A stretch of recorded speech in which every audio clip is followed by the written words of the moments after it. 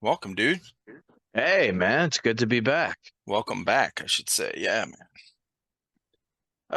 Got a little green screen action going on, I see. Yeah, it's like this on Zoom, you can choose a background, like a picture or something, Oh, get and out you of don't even here. you don't even need a green screen. So What if do I you even click, click for that? are you on your phone? Yeah, I am. I don't know actually. I've never used it on my phone, so I'm not sure. Is there a video setting like a camera button? Probably not because it's automatically using the only camera available on your phone. I guess. It's not a big deal. But No, I've seen people blur their background on their phone. I don't know how yeah, to do it though. So wherever you can find the option to blur your background, it's choose a virtual background. And then interesting. Okay. what it'll do, it'll say it'll have some automatic ones or some default ones, like beach or something like that. And then it's real small over to the right. It'll have like a little plus button. You can add a picture. So Okay. yeah, it's kind of I cool. can fiddle with that time. Well, I got some just cool figured this stuff to out and I've discuss. been It's doing been this a for a while. while. So Yeah. um So, anyway, yeah, dude. Yeah, we got a lot to talk about. Let me shout out the sponsors real quick. Speaking of learning how to do this background here, shout out to Brandon from Skirmish. He's the one that told me about it. So because this is what he uses on, or he chooses, a different background order, but he's able to do right, that for yeah. his when he does all kind of different Zoom calls for people.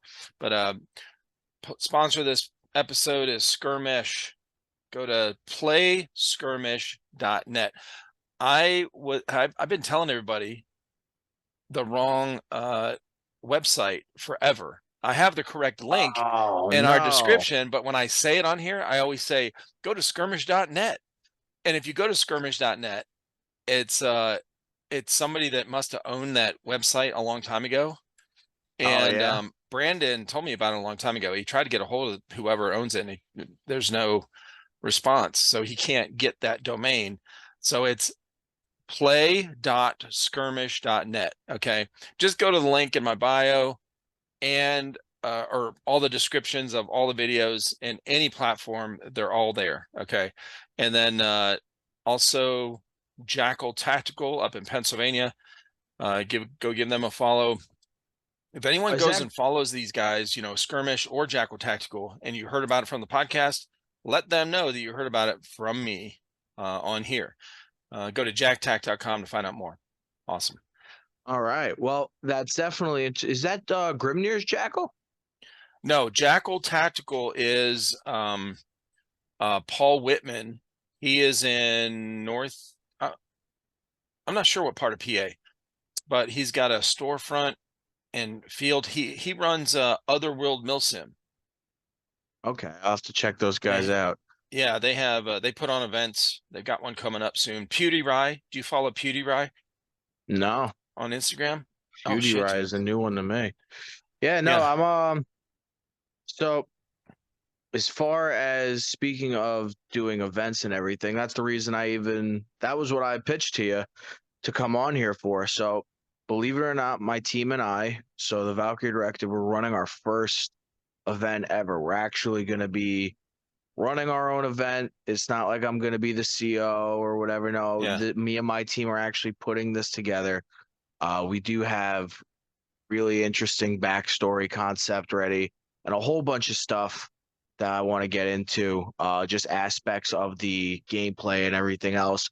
Because I've been around as much as I can doing events, milsims, and stuff like that, as much as I can on the East Coast, or at least the Northeast.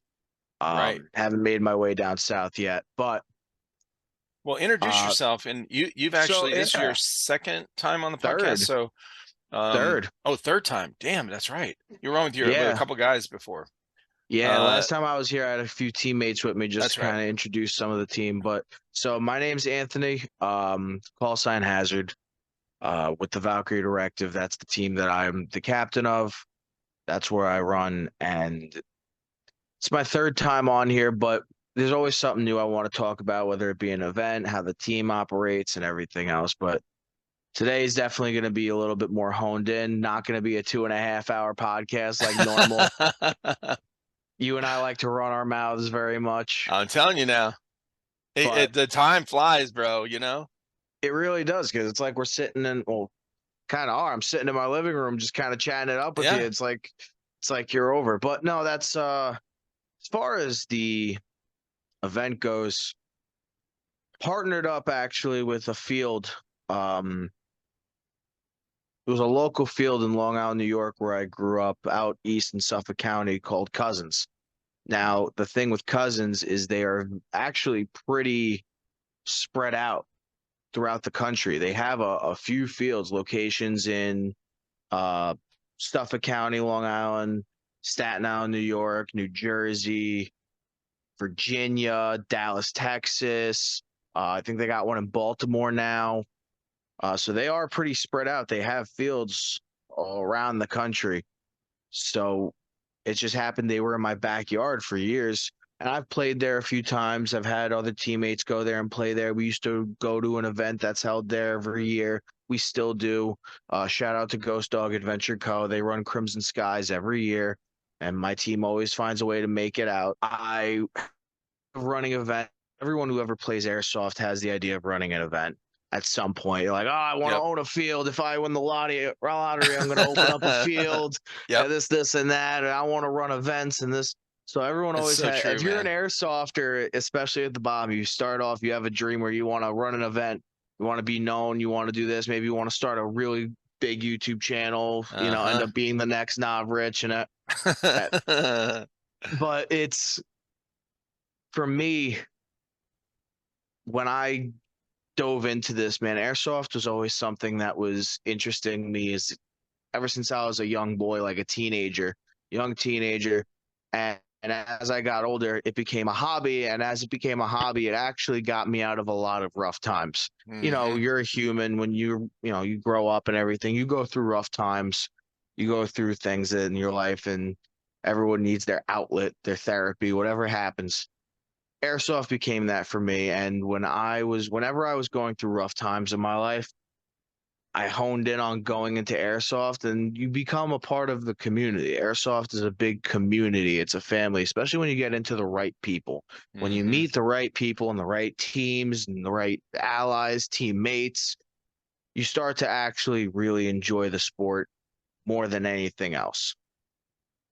Now, with that being said, because I appreciate the sport, I want to give back to it. I always see event runners and fields, and they throw on great events. Some things you like, some things you don't like, some things you love, some things you hate. But like I said, when you're an airsofter, you always have these big dreams. Well, me, War Dog, we've always wanted to run our own event, and the opportunities presented ourselves. We got in touch with Cousins Paintball and Airsoft and asked them if we could run an event at the Long Island, New York location out in Calverton, New York. We got access granted for that. People at Cousins are super cool. I got in touch with their owner Yeah. and a couple other of the higher ups, the field manager. Really awesome, cool people. They've been doing everything they can to help me get this event on topic as much as possible, on brand, on trying to get it moving as fast as possible throughout the whole thing. They've Yeah. been great. They've been very understanding. They want more of an airsoft presence at their fields. They were big with paintball for decades. They still are, but they have airsoft. They have this little nest egg, and they realize it's not as big as paintball, or at least the market they sell it to is not as big as paintball Sure. um, for them, and they want to bring in more business with airsoft. So we kind of have a mutual relationship here. So it's really, I'm hoping and praying that everything goes well with it. It takes off, and I would like to keep making events for them and bringing in people in the airsoft community. Because if things go well, I would like to even start hosting events at other locations. Go down to Virginia, and go down to Baltimore, and go down to Jersey, and bring in more people from different areas and more crowds. Like for this event, I'm in contact. One of my COs, I think you should know both of my COs. The COs, one for each faction. The green team, which I'll get into the backstories of the factions in a second. The green team CO is none other than my good friend Matty Mo. Matty Mo. Shout out Matty Mo. Always. Yeah, man. He is actually, without a hesitation, he stepped up as the commanding officer for the green team, the GLR faction. The other CO for the Tan National Guard faction is Reaper 6 Rick Lane. Oh yeah, I've had So, Reaper 6 on. Yeah, yeah. yep, Reaper 6 Oh stepped yeah. up as the Tan leader. So he's the commanding officer for the Tan National Guard faction, which is Nice. something that a few of us have always been wanting to talk about with the East Coast Alliance. Was Matty Mo and Rick, Matty Mo and Reaper 6 were always side by side, whether it came to the Grimnir Ops or whatever on East Coast Alliance. They made the East Coast Alliance and the Discord and everything else. You know, they always worked together as platoon leader and everything else with the Grimnir. So we wanted to put them against each other Mm, for a change right. That's a great and see how idea. this will go down. And we're excited for it. Now, as far as the story goes, the factions, the background story, all that, I wanted to dive into something a little typical, but something a little twisted. If you remember ever playing Modern Warfare, the original trilogy, you remember Makarov and his whole faction? Yep. They were kind of like a global regime of people that just hated, they were against democracy and the New World and everything else. Yeah. That's kind of what the Green faction is based off of. The GLR, the Global Liberation Regime, is a worldwide kind of global, not to say terrorist organization, but they're trying to come together and take down the New World, the democracy. They are completely anarchist, and they want to have free reign over, the governments, the countries, and let chaos ensue. Matty Mo has taken up the Global Liberation Regime's forces, and his job, after doing some heavy damage to Europe, is now trying to cross the pond and go into the Western world. So he wants to hit America and he wants to make a statement. And his first attack that he's going to do is he's going to try and attack Manhattan and come through the Eastern Front, which is Suffolk County, Nassau County, New York. His idea is he's going to go and do a full-on attrition war and take over through the suburbs into Manhattan from the eastern side of Long Island, New York, go into Manhattan and take it over. Now, it's not a battle for Manhattan yet because obviously the first military response that you're going to get if New York was ever to be invaded would be the National Guard. Mm-hmm. National Guard comes in and intercepts them halfway. They're in Suffolk County. They're on Long Island. I'm trying to use location as much as possible because, like I said, if we get sequels to Broken Arrow, which is the name of the event, I don't know if I dropped that earlier, but if we get sequels to it, it's possible we can move it to other locations. Yeah. So making the geological method of the field make sense to the plot. If National Guard now intercepts the GLR, it's going to be a ground war. Now, a ground war with the U.S. military, you're at a disadvantage. So the reason that the GLR has so much confidence to invade the Western world in the first place is because they have a trick up their sleeve. They've conquered cities and everything else and other countries. They've gone for it in Europe. They've gone for it in Africa.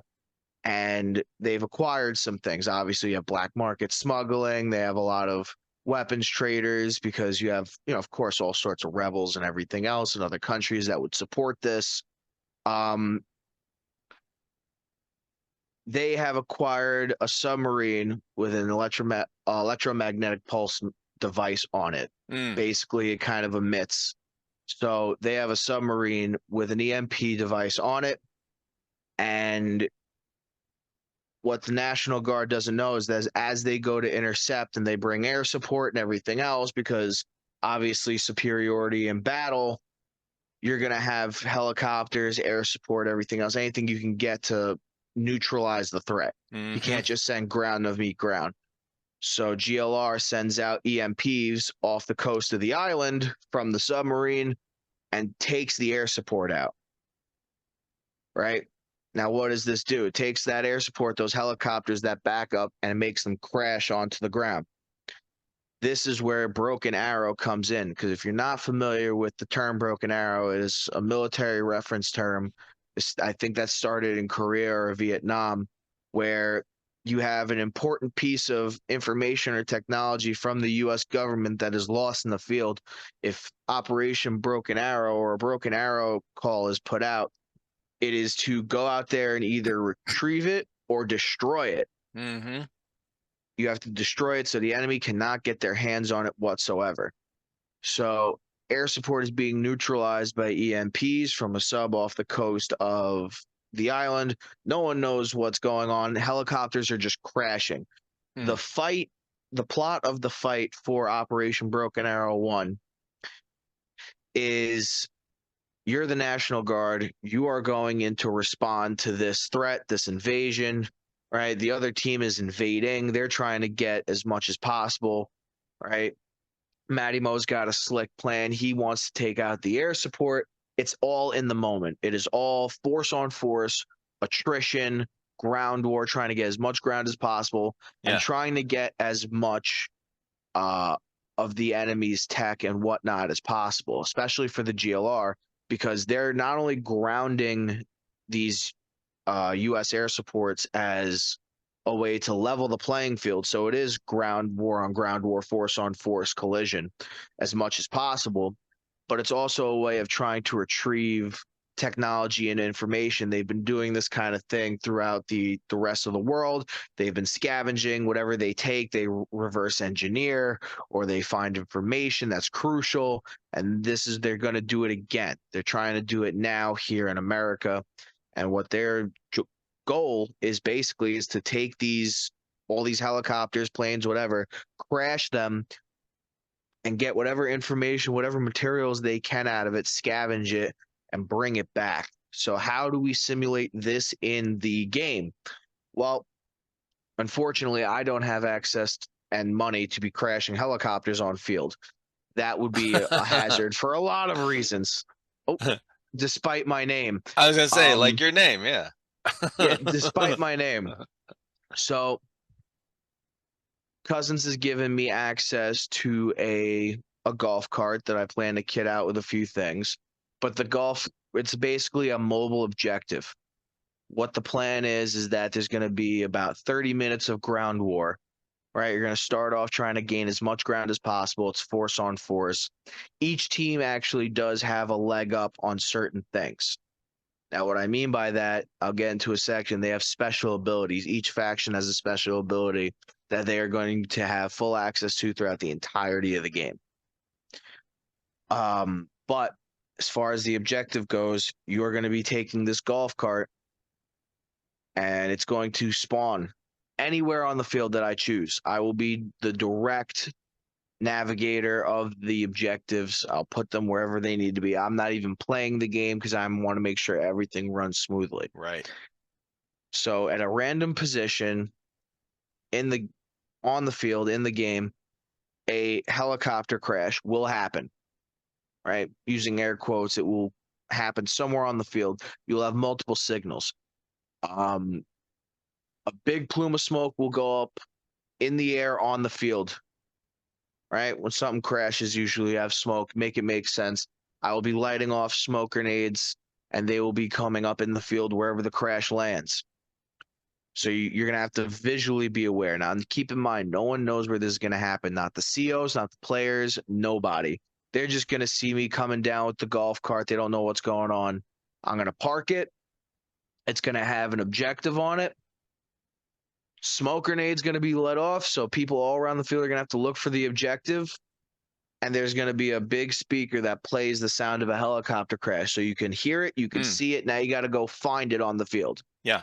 and you have to get it because that helicopter crash is what both teams are after, right?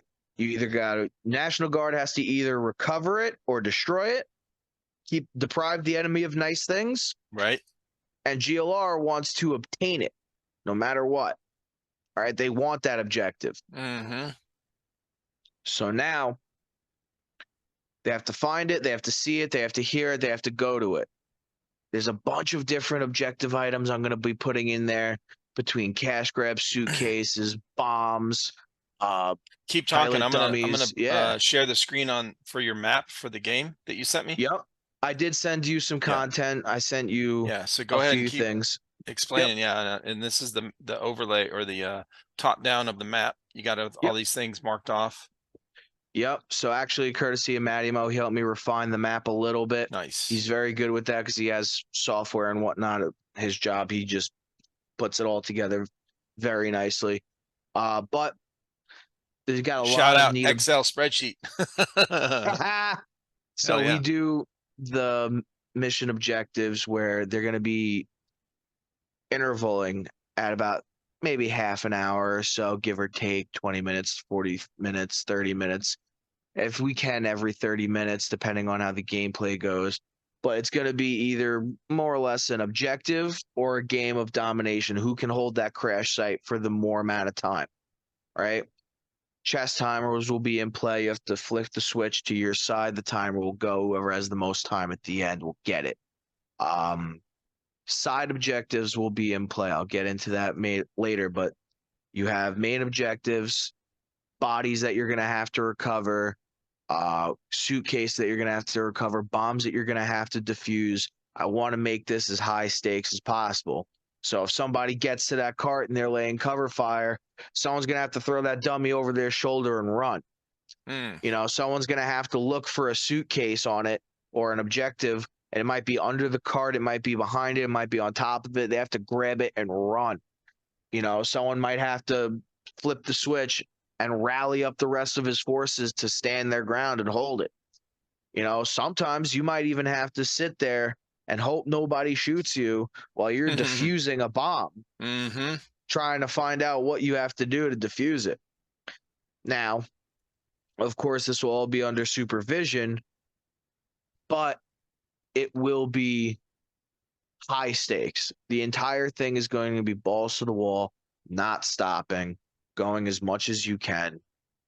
And you're going to get a lot of resistance. The field, the map that you're seeing right now, believe it or not, is not that big. I would say that it's maybe about, from left to right, you're looking at about 600 yards. And then top to bottom, you're looking about maybe 200. So 2 football fields this way, 6 and about football fields 6 that the other way. Maybe even 5 football fields the other way. Yep. It's not a big field. However, as someone who's played on this field, it is a very good field to be on. I mean, that's pretty big, though. 5 football fields is a long way to travel through all this brush and trees and cover and stuff that they have throughout. If you look right where that tree line kind of ends, you can see where it becomes more of a plains view as opposed to a forest. That's about the median line for the most part of the action. A lot is going to happen at that median line, or at least I plan for it to happen a lot at that median line. But I've played at this field. This field has had about 250 people on it for some Crimson Sky events. And when I tell you, it gets hairy.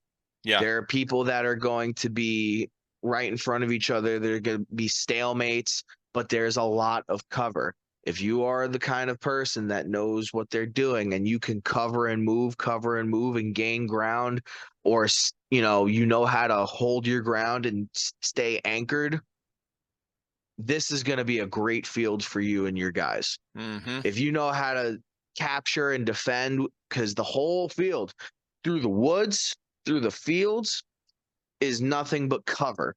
There's a lot of places that you can get behind, hunker down, move to the next. There's cover everywhere.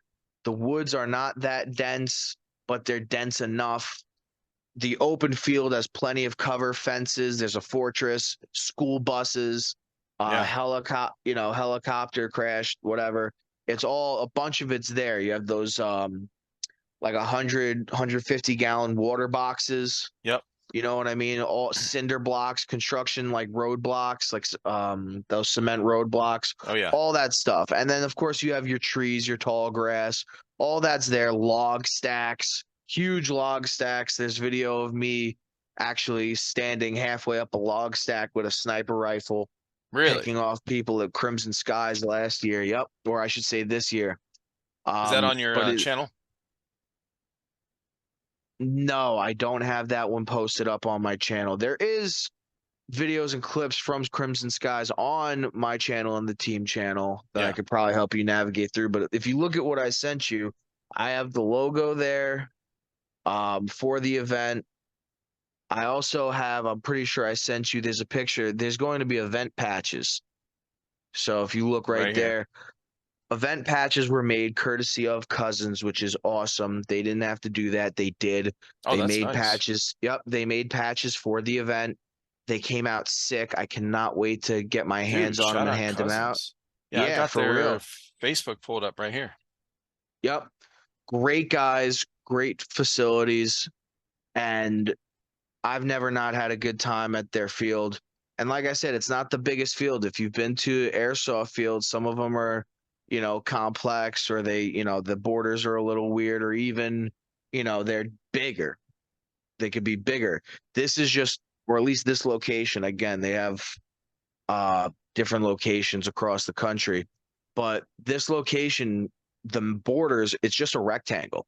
It's a Yeah. square it is plain and simple. But look at all It this is, cover, man. This is I awesome. told you Like exactly. That's all that's what I was different talking about. kinds. Yep.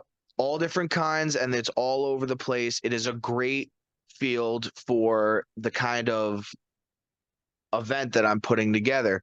Because if Because you one want thing, something that's high stakes, if you want something where it feels like you are in the middle of the combat zone at all times, right? this is the map. This is the field, because you are going to be putting as many people as you can on a field trying to get to one objective, and it is going to be a hot zone.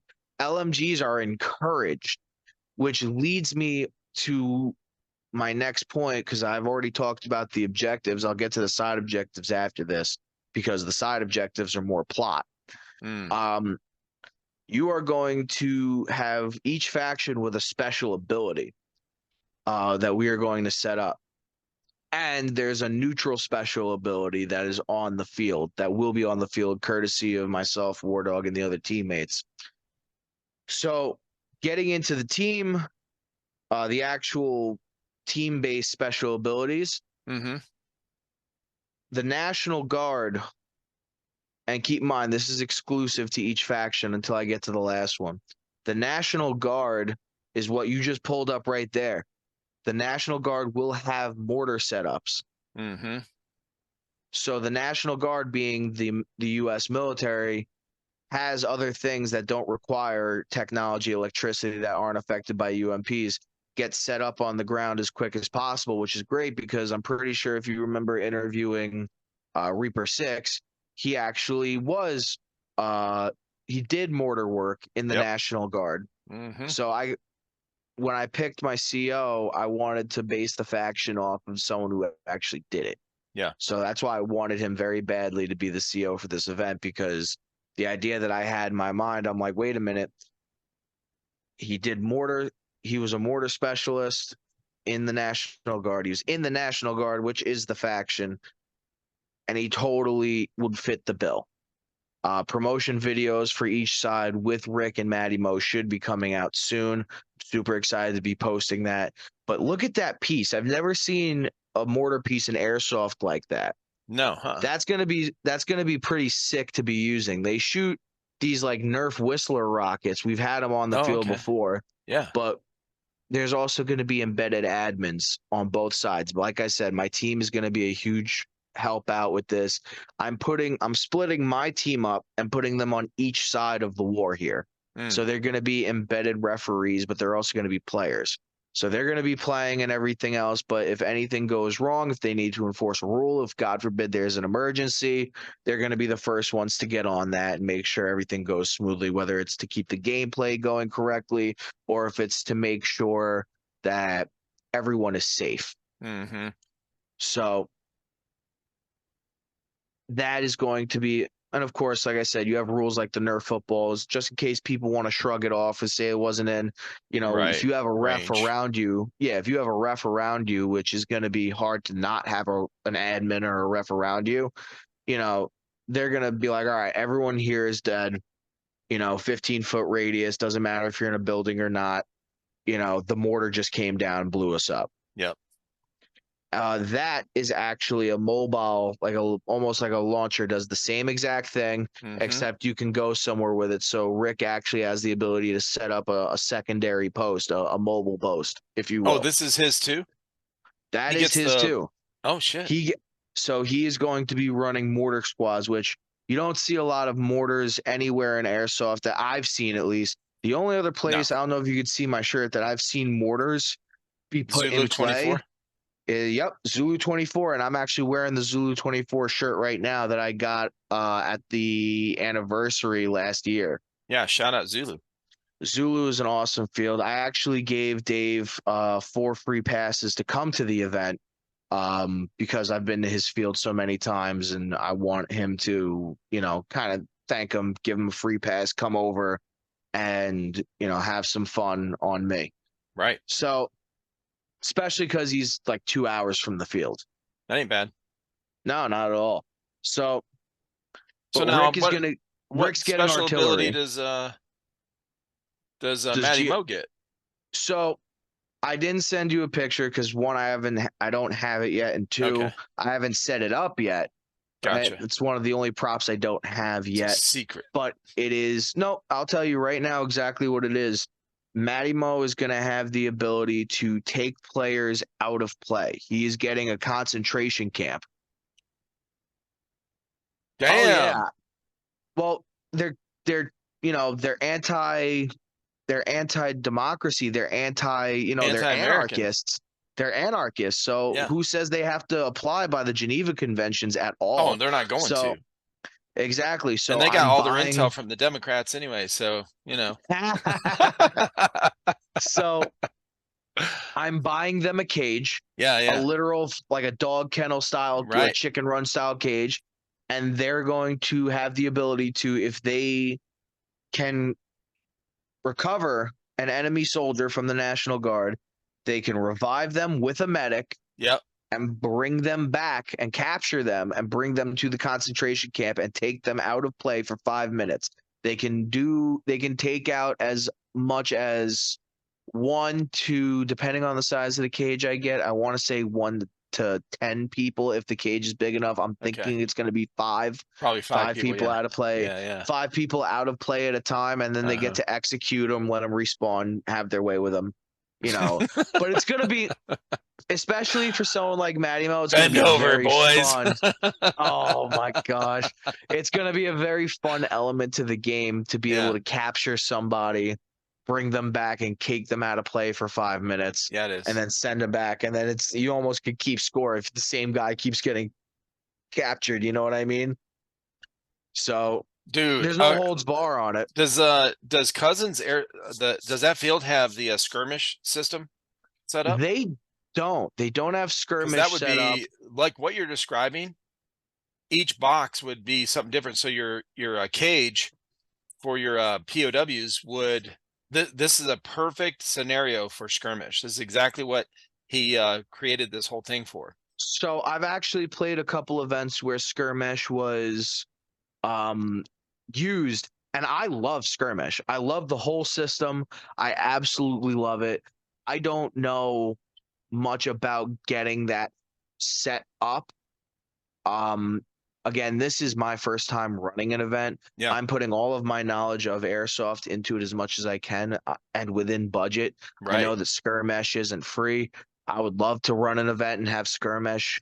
available and Yeah. running, Because that would because be cool to see like the stats of all these different players. how many people got captured? Who's the weak link on our team, man? It got fucking captured like 4 times. So, which is hysterical.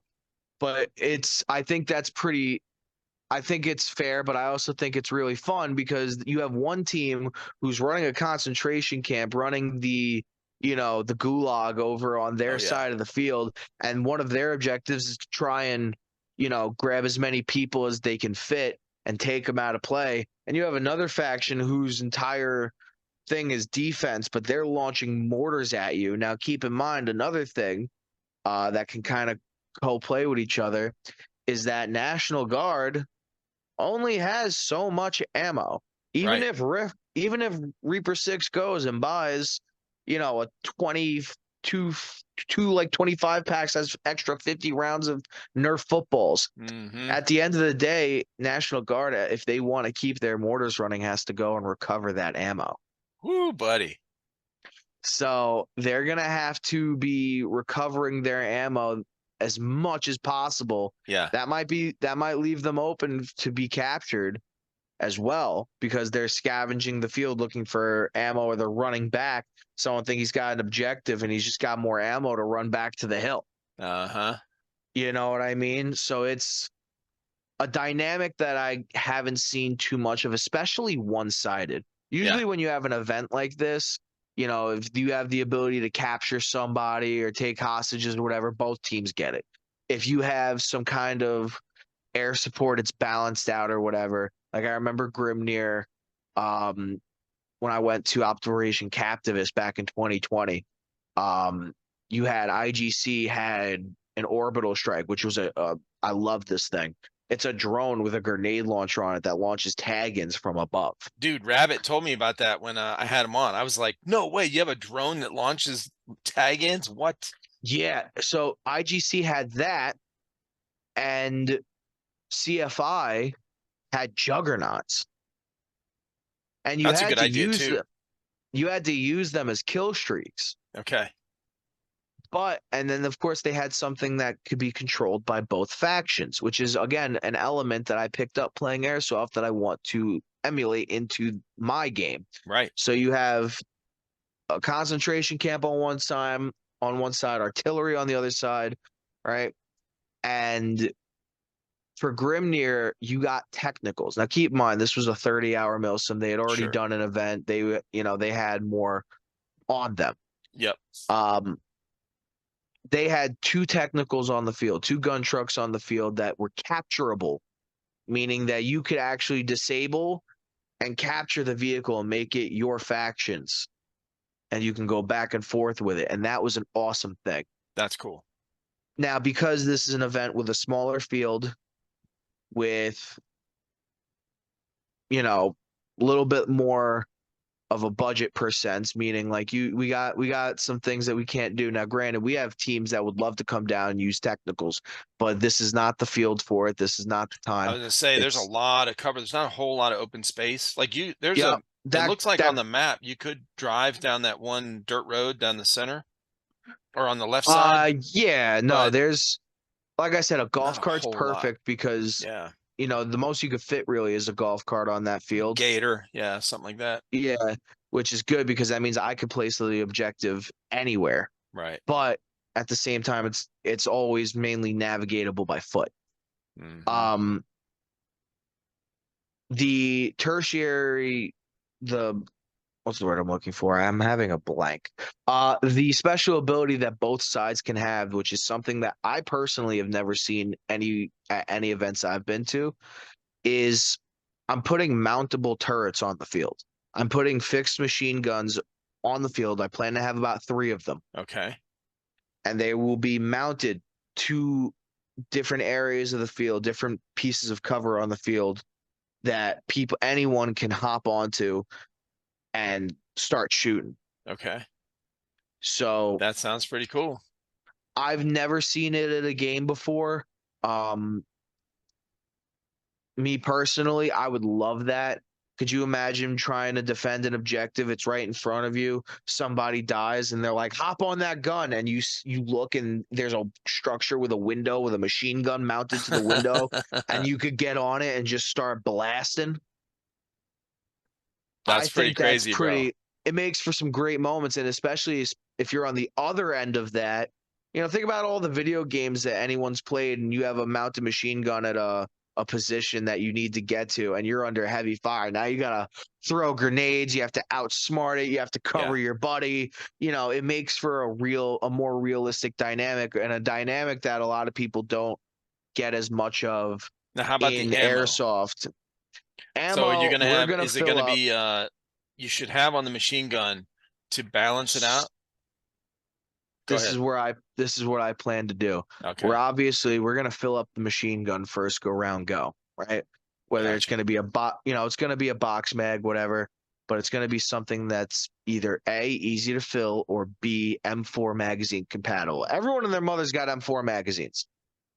Everyone and their Yep. mother's got speed loaders. So if you Yep. have a box mag, right? If you have this box mag that opens up and all you gotta do is pour BBs in it, you can run that machine gun all day long as you got the ammo. You brought ammo for yourself, you're going to shoot. We'll fill the machine gun up. First round, the game start, that gun is full.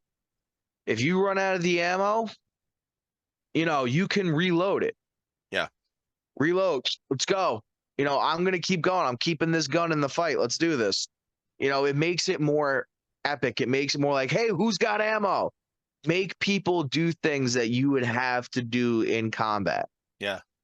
Right? It's supposed to be, even though this is one day, and I said this to everybody, the only reason this event is one day is because it is my first time running this. So you want to run, this is your first time doing anything, baby steps. See what works, see what doesn't, see if there's any complaints, what you could do to fix, and then bring that to the 2-day event and make a better event for everybody.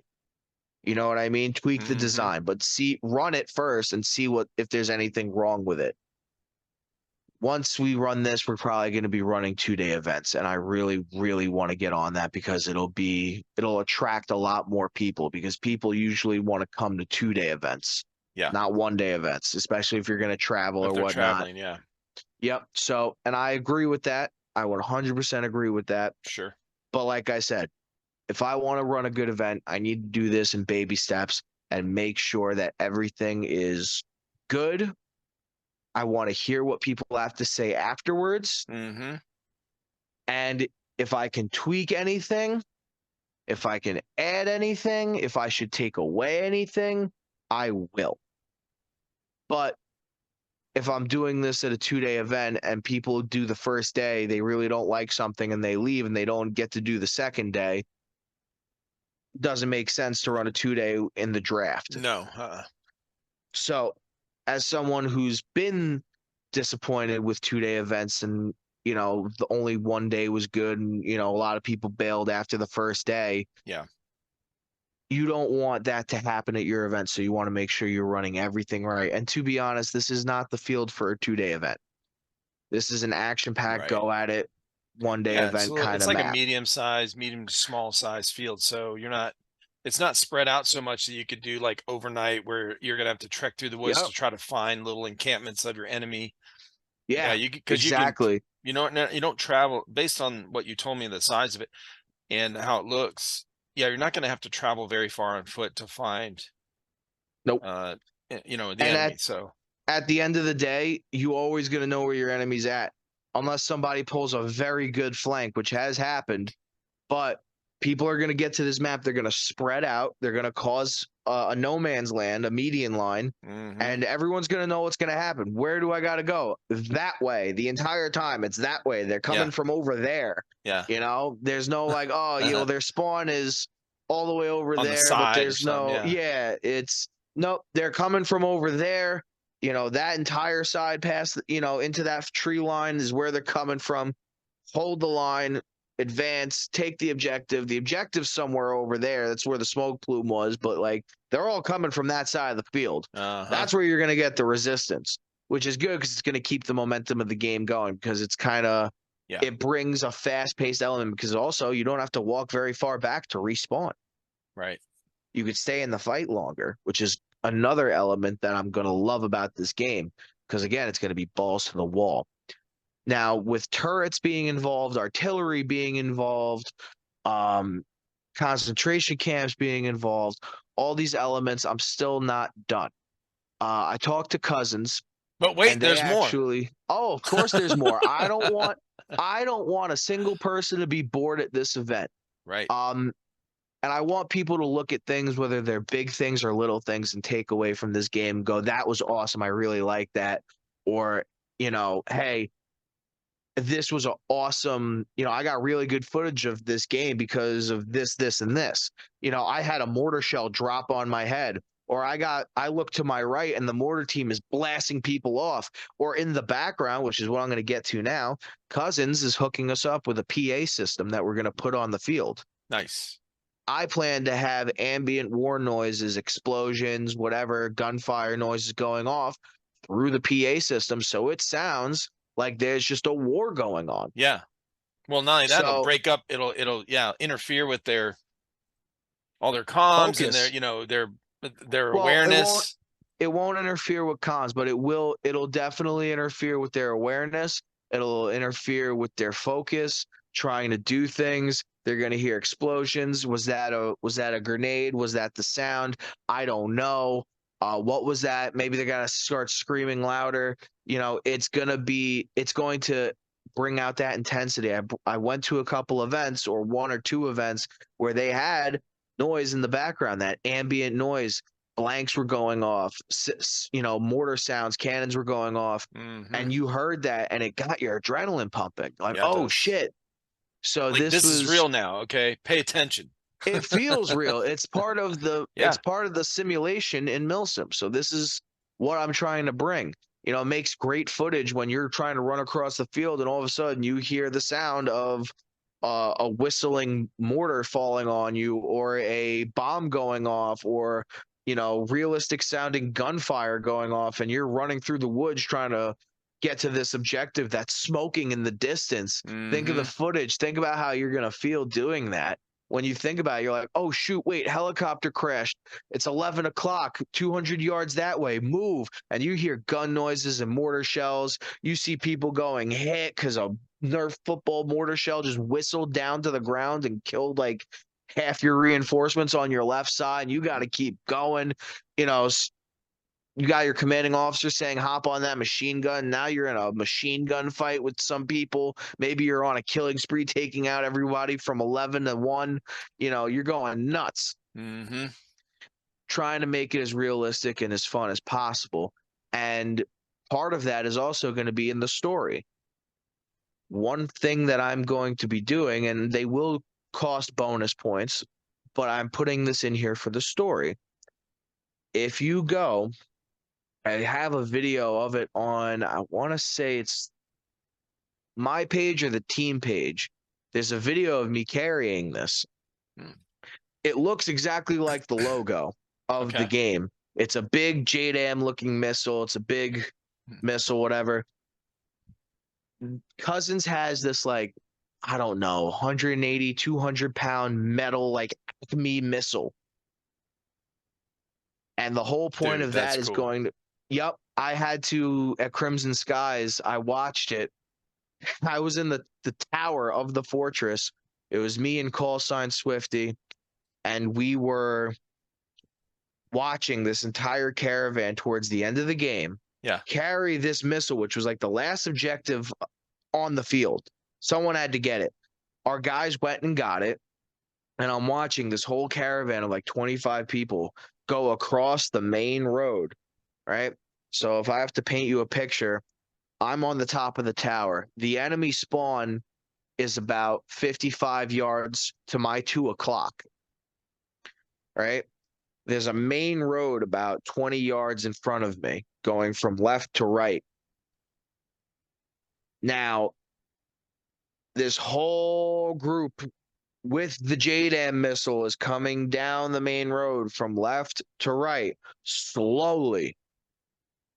people are starting to stack up, and they're like, "Oh, the enemies are there," and I was like, "I could have told you that."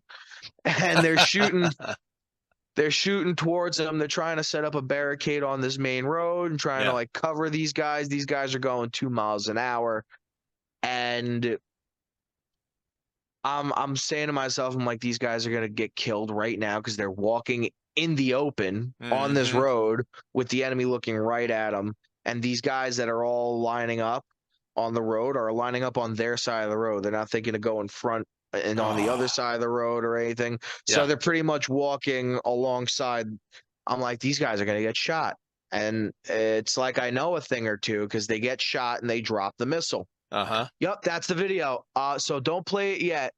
Don't play it yet because I got to tell you what's about to happen. But they dropped the missile, and I looked at my buddy Swifty, and I gave him my gun. I said, "Hold this, and you better be recording this." And I went, no gun on me whatsoever, no gun on me. Ran out to this giant missile, right, and picked it up by myself and started booking it full sprint. So I'm like, I gotta get it away from this place because the whole point was we had to take it, drop it, and we had to drop it behind their spawn, their like spawn line. If we had to get it behind enemy lines and drop it, the bomb goes off. We win that objective, Mm-hmm. which was the last objective. So the video point of view that that's pulled up on is actually my teammate Scorch. Shout out to Scorch. I think you met him. He was the one with he was the welder who gave himself the name Scorch because he always had burns on him from work. Okay. So he was recording this. This is his point of view, and he saw me lift it up, saw Captain going off, and he's like, "All right, Cap's going. I gotta help him." And he gets right behind me, and we booked it. I mean, you're going pretty fast with this thing, bro. Yep. So if you play the video, you see I went up.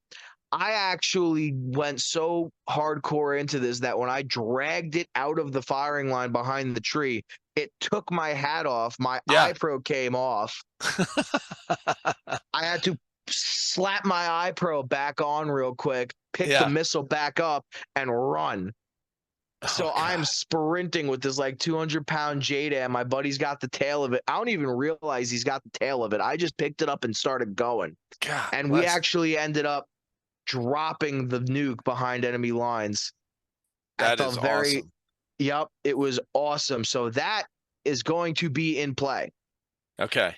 That missile is going to be in play. That is going to be the quote unquote nuke. So it's going to Now, be on whoever, the field in an undisclosed location. They have to find it. yep, they have to find it somewhere, is going to be surprise dropped somewhere on the field. I will let the COs and only the COs know that the nuke is now on the field. Go find it. Mm-hmm. And if they find it, they have to recover it, bring it back to their spawn, call it into me to recover it. And whoever gets the nuke is going to have the nuke in the storyline as well. It is not just the thing that gets you points. It's going to carry over into the next story. And that could be big because it could give whichever team an advantage for the next game. Mm-hmm. You know, or it could alter the storyline, and now wherever they bombed might be the site of the next fight. So whoever gets that nuke is very important for the story, and it will give the team bonus points, but it's also going to jump them big into the story. We Mm-hmm. also have a big 25-pound green box that we plan on using as the black box for a helicopter. Now, Oh if you shit. don't know, for you probably know what it is, but for anyone listening who doesn't know what a black box is, a black box is, you know, they usually use it on ships, cargo ships, Navy ships, fighter planes, like military planes, military helicopter, whatever. And what the black box does is if anything happens, if like there's an EMP that goes out and wipes power out, if there's a power outage, if someone cuts the main communication lines or whatever, or secure, the black box is kind of its own generator or its own protected thing where it keeps power going, so you can log, you still have a log of the communications, the cameras of those vessels.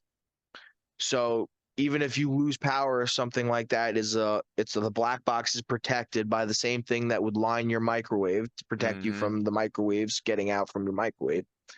Lined by something like that, and it keeps the records of on the computers of the cameras or the audio tapes or anything like that. And it's like a beacon too, right? That I don't know much about, Mm. but They're able to find it. Like it has its own little. there it's usually, I want to say you're right, but the point is that that is also going to be like the nuke, a random side objective someone is going to have to obtain. It will be given bonus points to whoever recovers it for extraction, and it has a lot of information and data on it. And this data can either benefit the GLR or the National Guard, Mm. right? So whoever gets their hands on it first is going to have that information that can turn the tide of the next event and give them bonus points. And I'm also not going to say it, but there is an objective on field. I'm not going to say which one until the day of. But Mm. there is an objective out there that if the team grabs it, if one of the teams grab it and they extract it, that entire team is getting extra raffle tickets for the raffle at the end of the event. Oh, dang. Oh yeah, we want to make sure that if you're gonna pay to play, you're gonna play to win, because nobody, I don't care who you are, you can't tell me that you don't like free stuff. Oh, yeah. They love the When you go to, raffles. when you, yeah, you love, everybody loves free stuff. So when I look at you and tell you that there's an objective out there that's going to get you double your raffle tickets, not only your free admission raffle ticket, but an extra one on top of that, you're gonna want to get that objective when it's on the field. And again, you don't know what objective is going to be on the field. Mm. You don't know what is going to be on each helicopter crash. There's no public timeline. Okay. So you don't know which one's going to give you the extra raffle tickets. You don't know what's going to give you the chest timer, the dummy, whatever it might be. You don't know which one it is until the day of, and you don't know when that's going to come out, what time of the day that's going to come out. Mm-hmm. It could be the very last one. It could be the first one. It could be right dead in the middle. You have no idea, which makes you want to get to that helicopter crash more. There's going to be So multiples, right? there's going to be multiple. So the helicopter crashes are going to happen every 30 minutes. Mm. Once every 30 minutes, they're going to happen. And again, you might get sidetracked because you might have, CO might have just heard 2 minutes after one of the helicopter crashes, hey, the nuke's on the field, go find it. Now you got to divert your attention. Yeah. So it's going to be, me and a few of my teammates had planned this event. We planned the whole story out. We hope that this event goes well so there could be sequels. We're really trying to do something good for the community, kind of make people have a good time here. And if you know where Long Island, New York is, it is at the very bottom of New York State by Manhattan, just a little bit east of Manhattan. Now, I'm looking at these ticket registrations, and there are people coming from different parts of the country that I'm very impressed and happy with. I have people from New York, New Jersey, Virginia, New Hampshire, um, Pennsylvania. I'm looking upstate New York all the way up in Rochester, which if you've ever seen the distance from upstate to downstate, Rochester is like 7 hours away, 6.5 hours Whoa. away. Oh yeah. So Okay. there are some people that are really going to come out to this event, and I'm happy for it, but I'm definitely looking to get more people signed up and registered. The link, you can find the link to buy tickets. Either go on Facebook and look up Operation or Op Broken Arrow, and obviously, you'll see 407 Edwards Avenue, Cousins Airsoft in Calverton, New York. You'll see that if you go on Op Broken Arrow on Facebook, You will find the group. There is a Facebook group for Op Broken Arrow. You will find that. It is also all over my Instagram at _hazard. You will see promo pictures with the insignia on the post. So you'll see the Broken Arrow 2024 with the missile and the fire and everything. Click on one of those posts. It will bring you to either the registration link, or you could always hit me up for more details. And let's have a good event, because this is something that I'm really going to be passionate about. And if it all goes out well, I would love to do another one. And I would love to keep this going and run a Broken Arrow every year and keep a storyline going. You know, Mm-hmm. we didn't get a Grimnir 2024, unfortunately. Right. And I want to give something, I want to give East Coast airsofters something else that they can really look forward to. I know a couple other teams who are doing the same thing. Yep, that's your registration link right there. You see, you found it. Where'd you find that, by the way? Facebook? So, let's see. No, they're Instagram. So Oh, perfect. on your Instagram, I'll show you how I got here. The Valkyrie Directive Instagram. Yep. Uh, I went to this post that you made. You had tagged them, Cousins Airsoft. You tagged their Instagram, and then I went to their website right here. But put on your to make it simpler for people too, like if they don't know to click all these different ones, if they only find you like Valkyrie or whatever, put that link, this link right here, put that on your bio Yep. for your Instagram. But So yeah, I'll I clicked on absolutely do this. that. Yeah. And So, then I guys, if went you want, to, here's their homepage, and then 9/28 special event. yep. So September 28th is the date of the event. Guys, if I will put the link in the Valkyrie Directive Instagram page, which is just the Valkyrie Directive. No capitals, no underscores or special signs, nothing. It's just the Valkyrie Directive. I will put it on that bio, and I will also put it on _hazard. I'll put it in that bio. Go visit Cousins Airsoft. Give them a follow. The link is also in their bio on their Mhm. website. But September 28th, 2024, Operation Broken Arrow. The Valkyrie Directive wants to bring something very special to you. A couple other teams are running really good events. My team will be going to Operation Feud 2, which is down in Picasso Lake, New Jersey. Okay. Uh, Outer Heaven Airsoft, who's also registered to come play it at Broken Arrow. I saw a couple of their names. Uh, Outer Heaven Airsoft is running another one of their events based off the movie The Feud. And they ran it last year, and it was one of my favorite events last year. It was a Hmm. one-day event, and it was very action-packed, very fast-paced. Objectives were randomly placed in no man's land. And you were fighting all day as hard as you could. And let me tell you something, it was a very, very fun day, and I would love to just shout them out really quick. Who is it? Outer Heaven Airsoft. They're a team that's based out of Philadelphia and like southern New Jersey. They've been friends with me for years. Uh, Go if you guys have the chance, if you're in that area, you'll see us at that event. Go give Operation Feud 2 some love over at Picasso Lake Airsoft and have a good time over there. And come register for Broken Arrow. I want to give everyone in the community as good of a time as possible. If this all sounds exciting to you, if all what I just said, the turrets, the mortars, the concentration camps, the shenanigans, the raffle, the objectives, the ambient noise in the background, if all that tickles your fancy, even if it's one day, if this one day comes out good, I promise you there will be more to come. Let's go out there and have a good time at Operation Broken Arrow. LMGs and Havoc are always encouraged, but please come out, register. Tickets right now are early bird. The first 100 tickets are $45 a pop.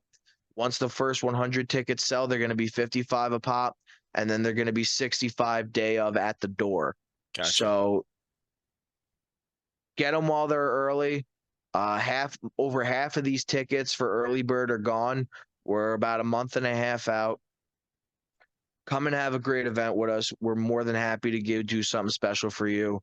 We will also make sure to have photographers on field and post on the Facebook group all the photos that we get from this event. You on the mounted turret, you launching off the mortars, you running balls to the wall, even if you're locked up in a cage with the puppy dog face in the arms of an angel. We will have pictures of it. Look like a sad dog. It's okay. That's right. You got captured, but I'm happy that I know that there's going to be a good amount of teams there, but everybody definitely come out. Let's have a good time and do this, because there's not going to be many things that are going to put as big of a smile on my face than to see a big group of people at the end of my event, sweaty, tired, happy, and picking up raffle guns and whatnot after a great day that they're hopefully going to be telling stories about for a while. Right. So that was always something that, if you're an airsofter, if you ever went to a great event that followed you for months, years, where you were like, oh my gosh, man, I haven't played an event like that in so long. You know, remember this happened and that grenade blew all of us up, or, I absolutely, I squad wiped everyone behind that fortress and this and that. If you're an airsofter, those memories follow you, and there's not many things that are going to make me happier than knowing that I was responsible to make an event where you guys had those stories and went back home to tell them for months, years, whatever it may be, because I actually threw a good event on. And that's what I want. And you players are going to be what determines that, always. And we'll get some of the people that go to that event on here after the event to talk about it and say what and Absolutely. tell some of those stories. That'd be cool, I would man. love that. Yeah, I would love that. If we can Bring have up the pictures and the oh yeah, if I can have a Cousins Airsoft Operation Broken Arrow AAR, I would appreciate it. All the feedback and all the memories. So, yeah, dude, but that would be awesome. is there anything else other than the event that you want to talk about, catch up on? Because I'm pretty much wrapped up on that event right there. No, I think it's great, dude, because this will come out next Friday. Okay. So a week from tomorrow. And then we can promote it when it gets closer as well. Yep, and I'll tag you from now on. I'll tag you in any of the event posts that I put out. And I'll definitely, like I said, I'll post this podcast out, and then any of the ads going forward, I'll tag you in just to put it out there, because it's going to be, like I said, let me get we'll end it off on this. I want to end it off on this. From your perspective, as somebody who's been to airsoft games, from somebody who's interviewed countless amount of people in the sport, who's run events, been to events, and everything else, how does this event sound to you, from the map to the aspects to the teams to the way you special were abilities? describing it, I was already getting excited about it. I was like, dude, this sounds like there's not going to be anybody. You're giving objectives and opportunities for literally everyone, because they're all different. They're all different styles.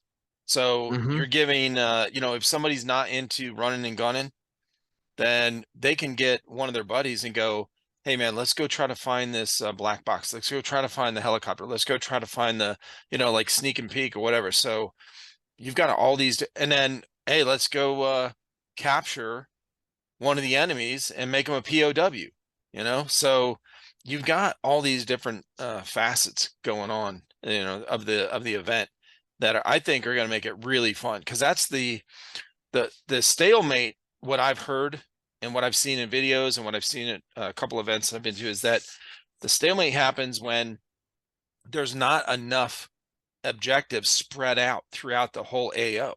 You have a bottleneck of one major like firefight area where people like to gather, and then they get stacked up, and there's not a whole lot of cover outside of that one area. So they get stacked up on top of each other, and there's really nowhere else to go. And the way I'm looking at this field on that map and their Instagram and all those different pictures of the field, There's so many different types of cover spread out to the whole thing. Dude, no one's going to be clumped up anywhere. It's going to encourage people going to these different objectives and trying to make, because if you have a long open field and you've got this giant missile and the, you know, nuclear whatever bomb in the middle, who wants to cross an open field to try to get to it? It's almost impossible, right?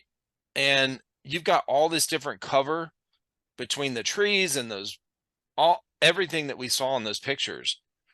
And having all these different objectives is going to get people spread out, you know, working in smaller groups. And this is what the military does anyway. You have platoons, you have battalions, you have all, but you have fire teams, which are 5-man groups.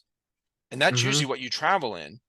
You know, if you're going, if you're getting engaged, you break off into smaller groups. So, you know, that's what you want. And this sounds like it's going to be a perfect event for that. So Yeah, it's going to keep it's everyone engaged designed. in something different. Yeah, it's definitely designed to be that oh shit contact kind of event where once you get to that front line, it's going to hit the fan and you're going to see just how good you are under pressure. Mm-hmm. That's it, because it's going to be nonstop cycling. Like, okay, we're either going to be on the front lines or we got to be thinking of some way to hit them hard. Now, let me ask you this: is as far as like getting shot, so the dead rag, the what do you call it, the kill rule or whatever? What do you? So can you get revived once with a medic, like, you know, because that could slow down the gameplay if they have to go back to spawn, if they have to sit there Yep. and wait for 5 minutes. So I'll give you a quick overview on that. As far as the medic rules and dead rags and everything like that go, please bring a dead rag. It's always good when you go to an event, bring a dead Bring an rag. extra one. Yep, that too. People Because the drop one you them and thought lose you them all the brought, you time. didn't bring, bitch. Okay, it's in your tent. It's in the back of your car, and you're on the field. All right, you forgot it. So always bring a dead rag. But the medic rules that we do have in place, medic rules for some reason are always a little different. I've realized like they're always you never see the same medic rules twice. Um, what I wanted to do is I wanted to formulate my own medic system as perfectly as I can. And again, it's one of those things where if it doesn't work well in this event, we have another event, I can tweak it for the future. Mm-hmm. But the medic rule that I have put in place, I'm giving each commanding officer of the faction X amount of armbands. They are neon green with a reflective silver in the middle, right? Those are your medic bands. If you see somebody with a bright green, a high visibility armband on them, they are a medic. So you don't have to go through the struggle of getting, oh, well, you know, only one medic per squad or this, and that. No, the CO is going to organize and grab whoever he thinks is trustworthy as a medic, takes them, gives them an armband, they put it on, they're a medic for the entire day. It can be whoever is eligible, whoever the CO picks. They could put all the medics on one squad if they really want to and then disperse that squad. It doesn't matter. But the CO is going to pick all the medics. Say there's 12 medics, right? Say the entire element has 12 medics on that faction, right? Those medics are going to be able to go up to somebody who is in a down state, which means you either got hit by a grenade or you got shot. You're going to fall to the ground. You're allowed to speak, right? And the medic has to come and get you. It can't be anybody. It has to be a medic. And they Right. are going to apply aid to you, which means they're going to have both hands on you for 60 seconds. I believe is Mm, what our rules say. gotcha. Now, could you use a tourniquet? Sure, right? But tourniquets are very quick in airsoft. Mm-hmm. You know, people just take them, wrap it around, and go. Yep. I want your hands on for 60 seconds while you're being shot at, hoping to God that the people around you are capable enough to make sure you don't get shot while you're picking this teammate up. Or maybe it's just you and you see this one teammate out in the distance who needs a medic, and you're going to be ballsy, take a dive out and pray to God you don't get shot in 60 seconds while you have no hands on your rifle, Yeah. applying aid to this person for 60 seconds, again, while getting shot at, while in the midst of it all, but a medic can only take you and heal you once. And this is why the COs are picking trustworthy medics, Gotcha. because the COs are going to know a lot of the people that are showing up. So they know who they can trust to follow the Right. rules and whatnot. But again, if someone is not following the rules, we have embedded admins and referees in place who are going to be able to see that for themselves. So you can only be revived once per life. So once you get revived once, if you get shot again, you go back to respawn. Gotcha. You will be monitored, and more likely than not, you will have a trustworthy medic who's going to look at you and go, "Wait, I revived you and you didn't go back to spawn." No. So we Couple tried. different place or things in place to keep the honor system honorable. Yeah. Yes, and Okay. that's one thing that I wanted to avoid, because when you make a rule set, you're going to go, what can I put in place that people are going to like, that people are going to enjoy, but what else can I put in place to make sure that nobody's going to end up cheating? Because nobody wants Yeah. to get into an airsoft game and then all of a sudden, oh, they're cheating. Oh, they're not calling their hits. Oh, there's already enough of that in the sport. And Yep. I want to diminish that as much as possible. So by having embedded admins in, by having COs select trusted medics and everything else, you mitigate the amount of that, all the cheating and everything else, all the possibilities. You want to Hmm. narrow that down as much as possible so you keep that honor system. And if And there's that's what a dispute on the field, just don't stop the game for it. Like, just go, man. Just somebody just okay, fine, get out of here, go over there, like whatever.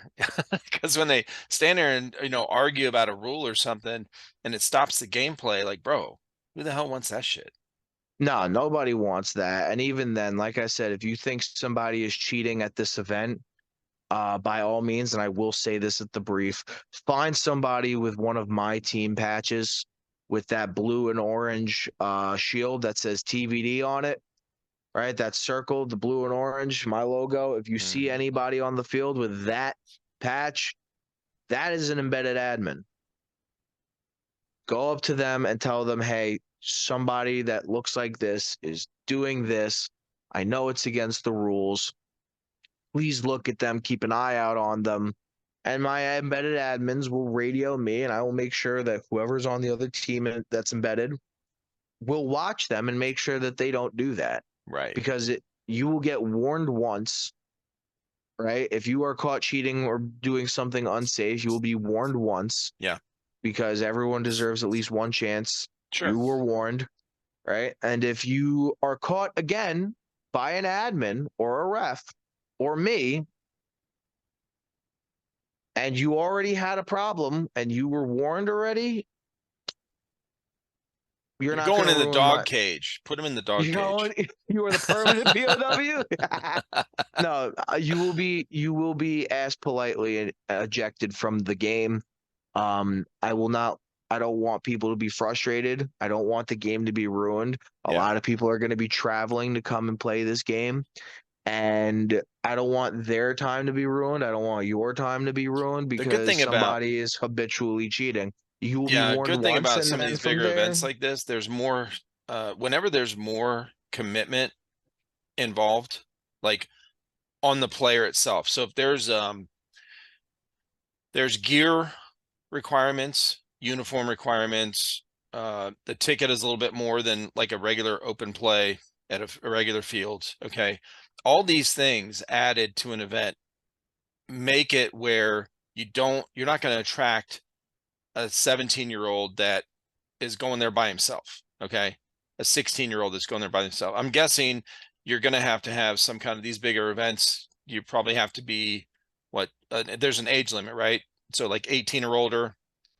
So believe it or not, when it comes to the age restrictions, I actually got asked about this, right? and this is where I kind of have a soft spot. Um, a father came up and asked me, saw the post on Facebook. He's not new to airsoft at all. And he said, look, he's like, I really want to come to this event. I have a couple questions. And one of his questions was, can I bring my 9-year-old son? Ooh, that's young. Yeah, it's young, but not gonna lie to you. If you remember, I think I was our first when you were asking me how I got into the sport and everything. I was kind of playing the sport and, doing it in the backyard and everything with my dad at 10 years old. Right. But I mean, this is an organized event with a lot of shit going on. And that is what I told him. I said, sir, I said, if you want your son to come to this, Cousins Airsoft and Paintball says that your son is old enough to come down and play. Yeah, with the dad. However, right, you have to sign a waiver and everything for you and your son. And we do have rental gear just in case you don't have something for your son or whatever. Which, by the way, if you guys want to try out airsoft and you want to try this event, this is your first event. If you pre-reg buy your ticket online, there is an option that you can rent a gun and goggles or a mask or whatever, and you can rent that stuff and you can come out and try with the Cousins rental gear. Mm.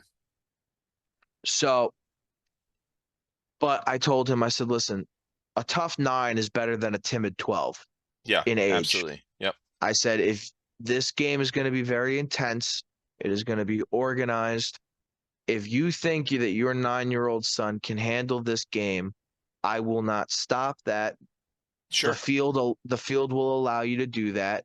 I've seen people bring their 11-year-old, 12-year-old kid to Grimnir games, Oh, and it cool. was, you know what I mean? So in my head, I'm like, that's awesome. It really You know, depends on the parent. Like, have they yeah, played, absolutely. if they played together already, then it makes a huge difference. So they might have a great time Exactly. doing this. The 9-year-old just goes along, like, even if he doesn't understand all the different objectives and what's involved, Oh, he yeah. goes along with his dad, he goes along with the group, like if he's experienced, Exactly. it makes a Yep. huge difference. But a brand new, like this is the dad's first time ever playing airsoft, Nope. and the Dad 9-year-old has assured only me, has only gone to like an indoor CQB field one right.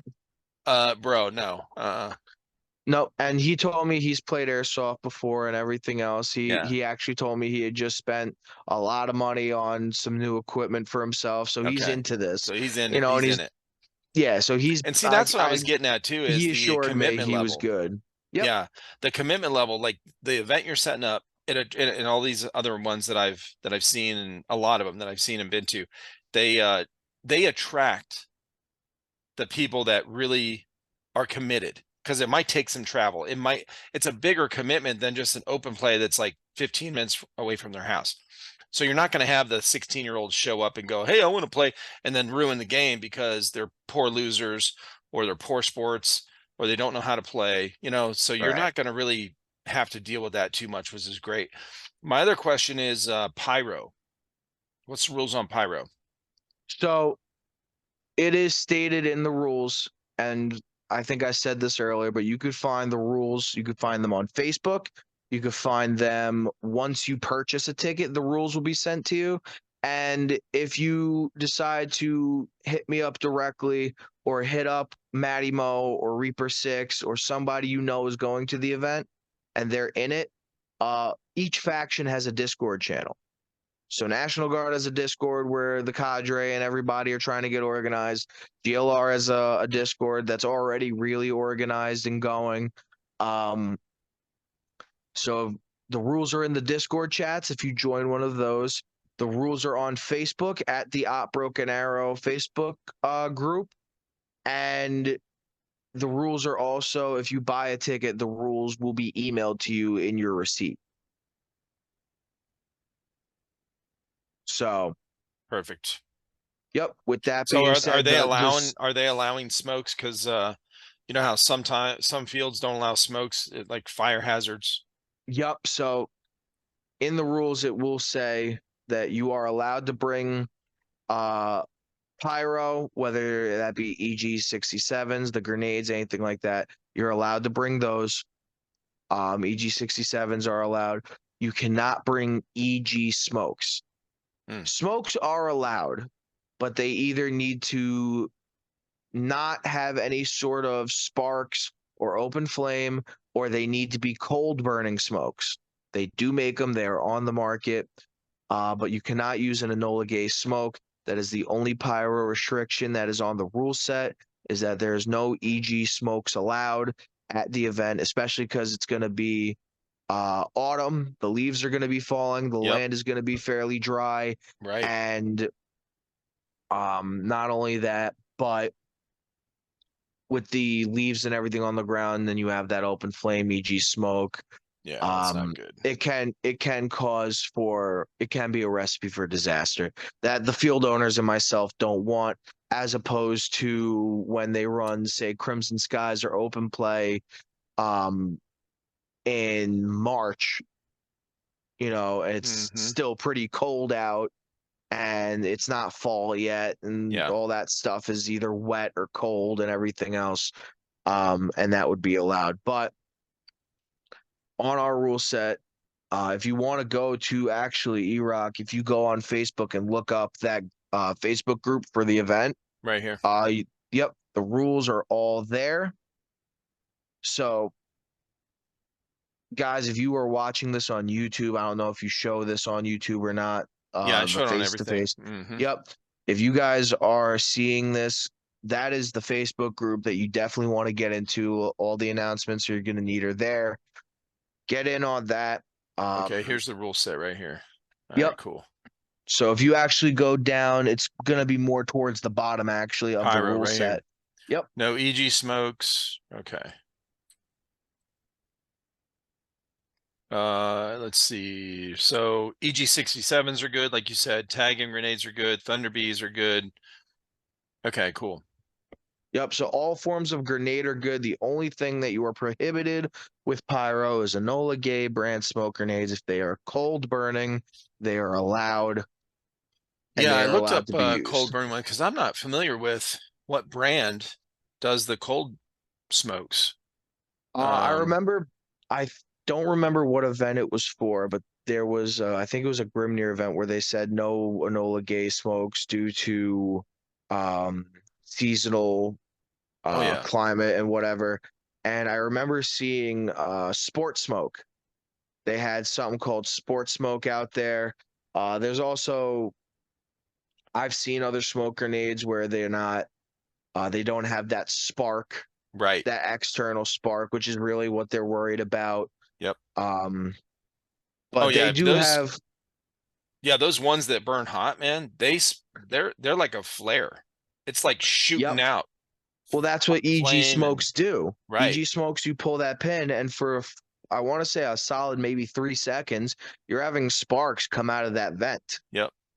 because it's a fuse, and that fuse is burning so hot, so Hmm. close to the tip of the vent that all those sparks are flying out. And if those, I've seen firsthand, you throw that into a pile of leaves in Oh yeah. September, October, and flames will come out. And luckily, thank God, every time people were safe enough to go and stomp it out and make sure it didn't get out of control by any means, because it could be bad. What But about those these baby reveals, gender reveals for the babies? Those are really popular.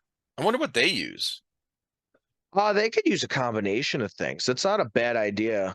But if you go and look up cold burning smoke grenades, there's a bunch of different kinds of smoke grenades out there. Right. Um, I think Taggin makes smoke grenades as well. Okay. I'm almost positive Taggin makes smoke grenades. And Look, I here's know for a Amped Airsoft, which is up fact, by you guys. yep, And that's this they're has Pennsylvania based. Sport Smoke. That's the one you're talking about right here. Yep. Oh, it's out of stock. Damn it. Okay. They might come back into stock. Amped is always coming in and out of stock they Here's a have and tag in one. whatnot. The Yep, smoke. Yep. Taggin. I even see a case of Taggins on the next row down. Yep. But Okay. yep, so So they there's some are available. options.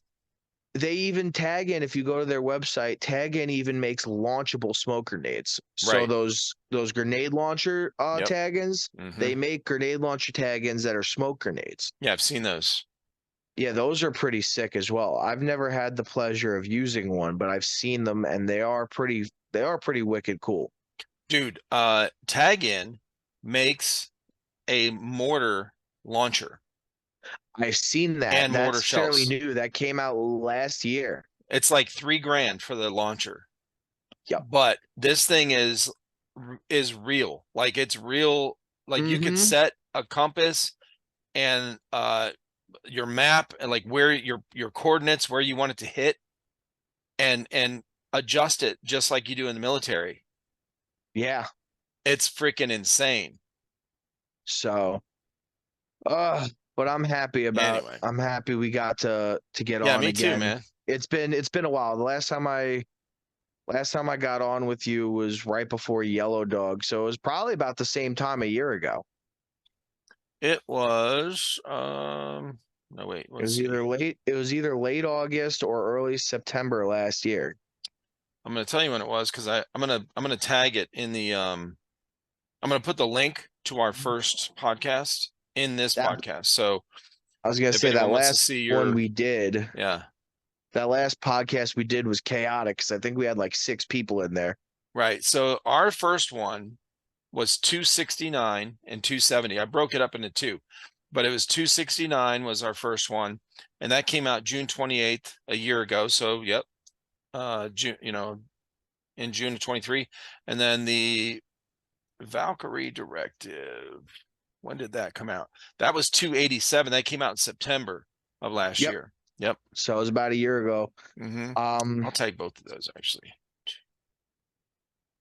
By the way, I wanted to ask you Yeah. something because usually when you have a podcast, Hmm. right, you usually put it out on Spotify, you put it out on YouTube, and you put the whole thing out there right away and everything else, right? Yeah. That's it. Hmm. So I was gonna, I'm gonna ask you later for a link or whatever for the full face value of this, or maybe I'll wait till it comes out on YouTube and I could screen record it.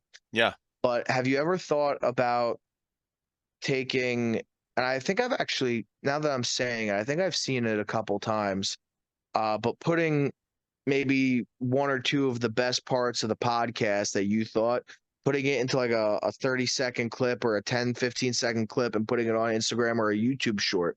Yeah. YouTube shorts have been very popular lately. And I know Instagram reels, if you know how that works, if you click a reel and then you keep scrolling, you might pop up on a 15-second video that you like, but it gets more views because of the algorithm that way.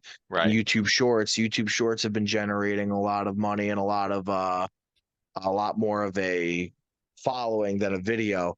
So I was wondering maybe if you had thought of that, take little clips of the podcasts, make it a 15, 30-second short and putting it on a reel on Instagram or putting it on a short on YouTube and seeing how well those take off. Yes, I have thought of it. I've been doing it off and on. Basically when I get time. So if I have time to go Okay. through it and cut it and cut out some of them, then I will to Yeah, show and you off certain. gotta have a catchy title to it. So like I know if Reaper 6 just did a plate carrier, like what he uses for his rig, and you put like Reaper 6 best kit loadout, and that might get a lot more views than Reaper 6 Trifecta Airsoft podcast, Right. because it attracts what people might want to see more in a short video. So if you put, let's say, just for this podcast alone, say new Airsoft event coming September 28th, or if you put, Hmm. say it's a snippet of us and it's like, mate, I'm trying to think of a part in this. Um, the best formula for airsoft medics, talking about the medic rule set, Right. something like that, it might attract more views. I was thinking about that earlier today when I was asking you to come on, when we were like, say, let's get together. Right. Uh, I was wondering if you had done much of that. So it looks like you're on the shorts now. I do see some of them. Yeah. Um, but no, that's awesome. So I'm gonna check more of those out. some of them are I have taken off. Like they'll get more than, like this one has 1,000 views because it's a tag in. Okay. Some of them they get a lot of views because of the event. And there's a lot of people Right. that went to the event and they searched it. And then some of them got a lot of views because of, like this one, US MilSim in 58 seconds. And you see the thumbnail there, like the, you know, what the graphic. So like this one here, the graphic, like it shows a Hummer, you know, this Hummer 2. This is a technical from Stonebreaker. So that got, you know, kind of popular as far as, I mean, for my channel, like, you know, 1,700 views for a short is not a lot for shorts, but compared to all these other ones, it is. Right. So yeah, I do that. You know, I when I have the time, I'll go in and do it. And it does take some time. If I don't, when I'm sometimes I'll take notes while I'm listening, you know, when I'm talking with somebody, and if they say something that's kind of like, oh, it kind of, you know, sparks a light bulb in my head, like, oh, that could be a good short right there. They say something dramatic or interesting or funny or whatever, I'll write down the timestamp of when, you know, when it was. Like you and me today, at 56 minutes and 5 seconds, you said something. I think it was one of the stories. It was really funny. Or no, it wasn't funny. It was the missile thing or something like that that you carried. Yeah. Uh, you know, I'll do something like that. So, you know, listen, anyone watching or listen, I encourage you. I give you permission. Everyone, and I've always said this from the very beginning of our channel, anyone can go in and to our YouTube channel, download our stuff. I have all the permissions on for people to use our, you know, use all these videos. If somebody wants to go through and they remember something from what we talked about and they want to make a short out of it, they want to make something out, or they want to make a video out, I don't care. Yeah, definitely use it. Use it all day. It's fair game. Okay. I have no restrictions. Go use it. Even if you're going to talk shit about me, I don't care. Okay. Because negative press is still press. When this video comes out on YouTube, when you let me know, I might make a few shorts of my own, send them back to you just so you already have them Yeah. pre-cut. Well, just tag them. So Just tag them. If you guys post something, or if you want to screenshot something and post a picture of it and tag me, you know, it's cool, man. yeah, we'll So I do. am starting to release this week is the first week that I'm starting to release 3 podcasts a week again. So I'm going back Okay. to the which I did for a year and a half, about a year and a half ago or 2 years ago. I released 3 podcasts a week every Monday, Wednesday, and Friday. Now, there's a lot that goes into that, right? The recording of it, okay, and some of them are, well, you know, 2.5 to 4 hours long. Who knows? And Yeah, we're then getting on that. We're approaching that 2 hour mark now, so we should probably try and so wrap this one up. yeah, so I'm going into this 3 hour or 3 podcasts a week again, starting this week, and it'll continue until I get on track to hit episode 400 of this podcast is going to be released on New Year's Eve of 2024. Okay. New Year's Eve, December 31st of 2024, episode 400 will be released. And that's a goal I set for myself. It doesn't have to be that, but when I was looking at how many I have and how, you know, the schedule I wanted to keep, it was going to be close to 400. It was going to be like 380, right? If I just did 2 a week. And 380 is it's not a round number. So I wanted to do 400. I thought it'd be cool. It's a cool goal to hit. And so anyway, I am releasing 3 a week. Because of that, I don't have a whole lot of time to go through and cut out some shorts. I'll try, but anyone, y'all have my permission, go in and cut it, scrap it, you know, chop it up, however you want, put music on it. I don't care. Okay. Make fun of me. Doesn't matter. So, but anyway, yeah, I love doing the shorts. I really do, but I just haven't had time. My main mission on this podcast and why I'm doing it is to get people's stories out there and to share, you know, connections. So on my Right. something that's changed, and you don't know this yet, something that's changed from the last time you and I talked is on my Discord. And this will take 2 seconds. I'm going to show you and then we can wrap it up. But All right. on my Discord, what I've got is, and what I started doing to help connect people, okay, is I created all these different text channels. So I've got podcast guests from US East, Alabama, Connecticut, every state, okay? Then US West, and then all the other countries, right? So anyone, wherever you're from, so we'll look up you, you're in New York. Let's see where you're at. Okay, Hazard right here. Valkyrie Directive right there. ODB, Wrench, Tristan Meme Softer, Little Miss Airsoft, Fajita, Full Auto Airsoft, King Lobo. I mean, I've got, so I want to connect everybody on all these different states. Okay. Nevada shouldn't be in here. Where are you at? That should be over here. So there we go. But and there's some states that I don't have yet, that I don't have anyone from, like Wyoming. I don't think I don't have anybody, but it's starting to fill up. Okay. So if you're going to New York, if you have people that coming from out of state and they had a question like, oh, who is this Hazard guy? I'm going to check him out.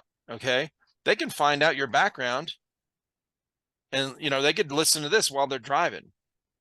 Right. All of these podcasts, every single one of these 340 some episodes are on Spotify, iTunes, or, you know, Apple Podcasts. What is it? iHeartRadio, like every podcast app you can think of, plus Rumble, YouTube, Spotify video. So they are listed on every single, we're even on Audible, you know, audible.com for the books, for the Kindle. I'm listed on that. Okay. In fact, I'm not tooting my own horn here, but it is kind of a cool thing. If anyone has a Echo Dot, you know, those little Echo Dots, the Alexa. Yeah. Okay. If you have that, go to your Alexa and say, Alexa, play Airsoft podcast. Mine's the first one that comes up. That's awesome. So it'll be the latest one. So when you and I, you know, when this comes out next Friday, if somebody says it on Saturday morning to their Alexa, you and me will be on here talking. Okay. So it's all about connecting the community. And that's what I'm trying to do. So that's more important. Like putting these out regularly is more important than the shorts and the views. So I do appreciate the views. I appreciate the follows. I appreciate all the love and support. But that's the bigger mission that I'm trying to accomplish. So if somebody wants to help me out and do some shorts for me, you have my permission. Please do it. I'll send you a patch. I don't know. Okay. So, but yeah, man. Yeah. So I appreciate you being on, man. It's been great. Everybody watching and listening, go to Hazard, go to Valkyrie, go to all the links that I'm going to have in this video, and check out Cousins Airsoft and Op Broken Arrow. Okay. The Facebook one, all of these things. And if you're in that area and you want to go to an event that sounds badass. Okay. It sounds like you're never going to have downtime if you don't want it. Okay, you're going to be on point and having a great time the whole time. It sounds awesome, man. Thank you so much for being on again, dude. Anytime. You got it, man. Thank you. All right, brother. You have a good night. You too.